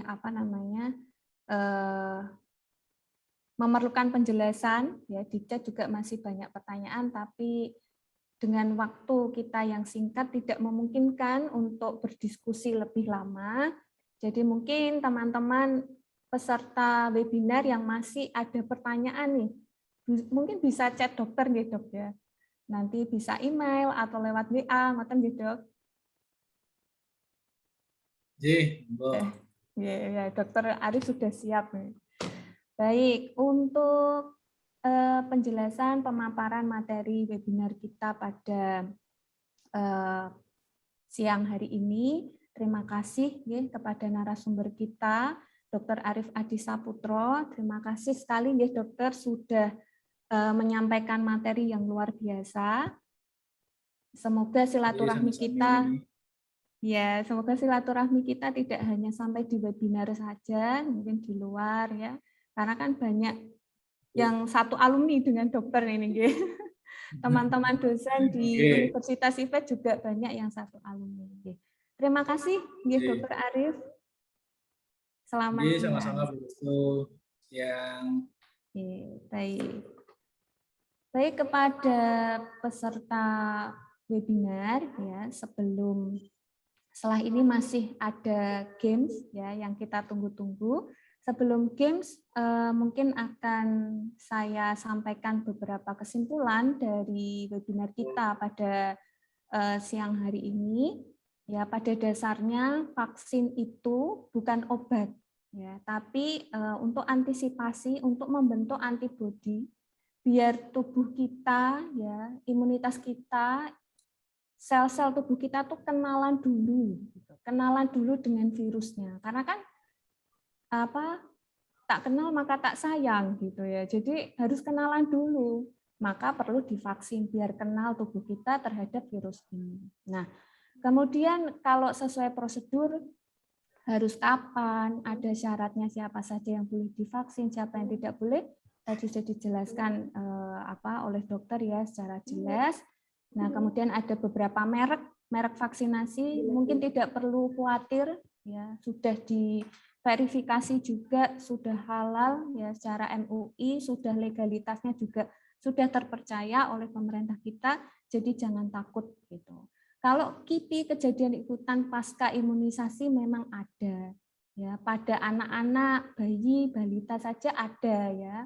Enggak, biasanya sih demam gitu. Nah, itu kejadian ikutan pasca imunisasi pasti ada dan tidak perlu takut. Setelah vaksin kalau mengalami keluhan bisa konsultasi dengan dokter yang menyuntikkan, tenaga kesehatan yang menyuntikkan.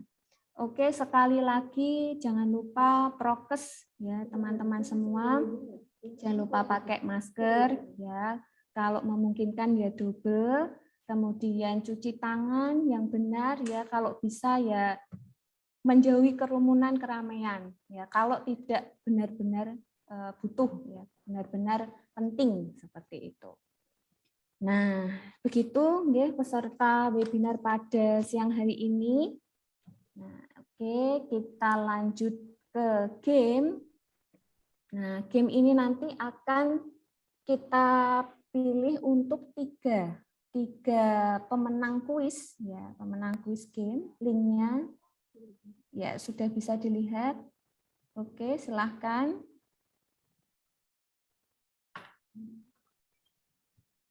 Oke, silahkan.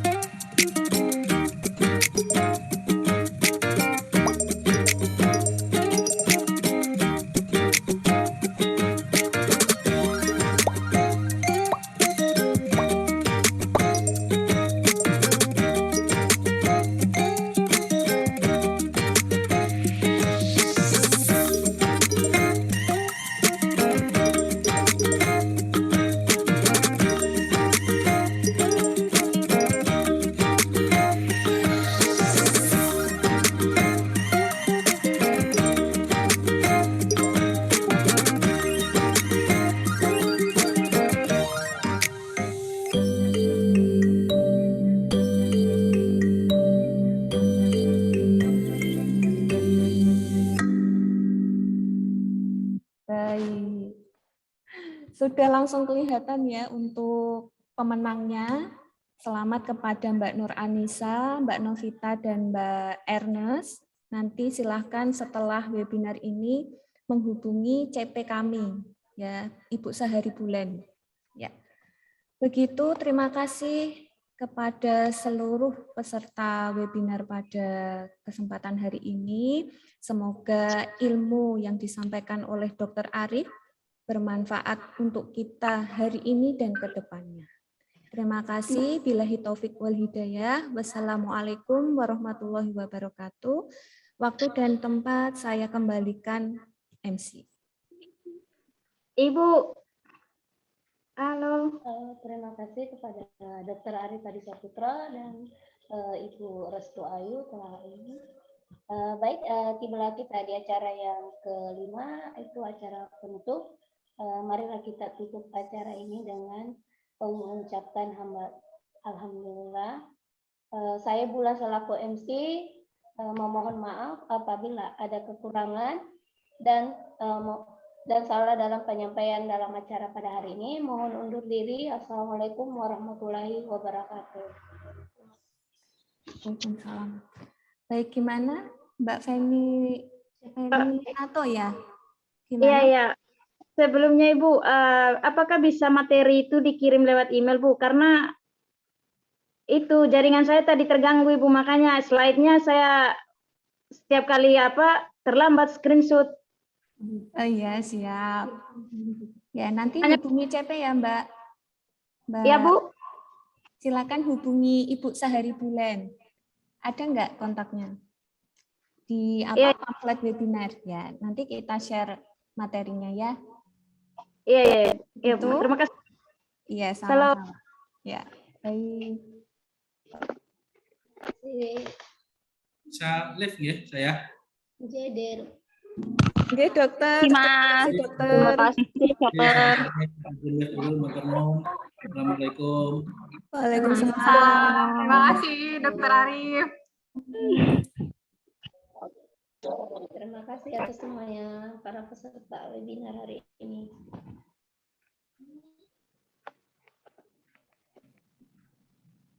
Happy watching, enjoy it.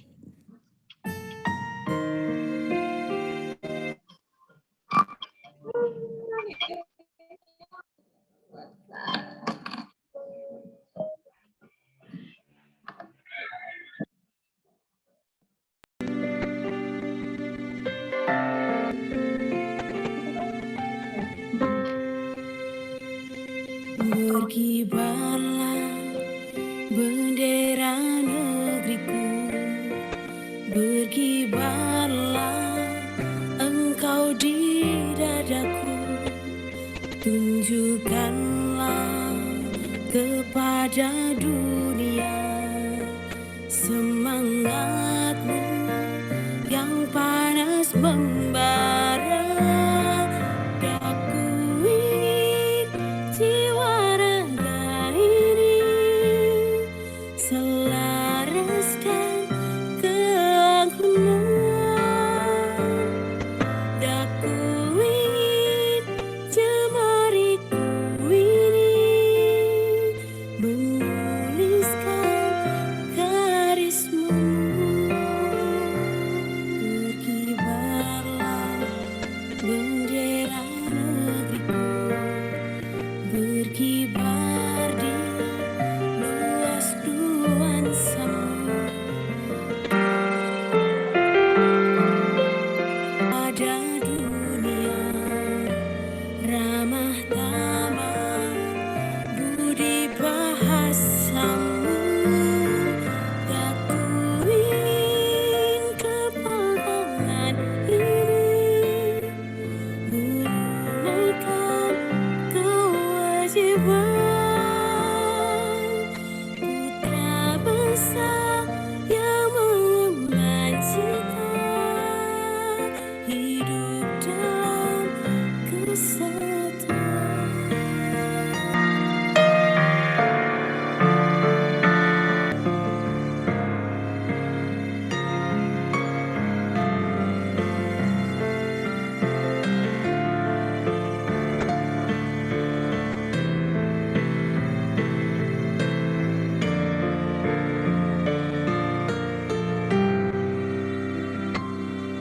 Daku ingin jiwa raga ini selaraskan keangkuhan.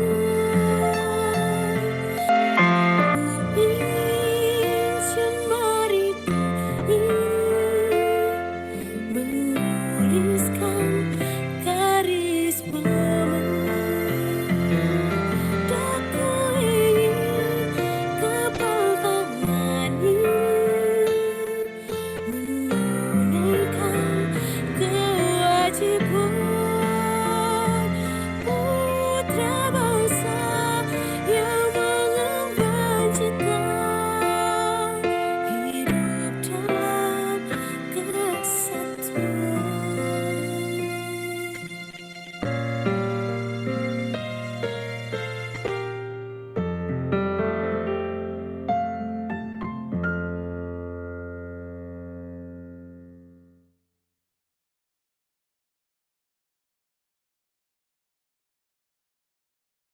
Mau rambut tetap on ketika gerah atau lagi bergerak aktif?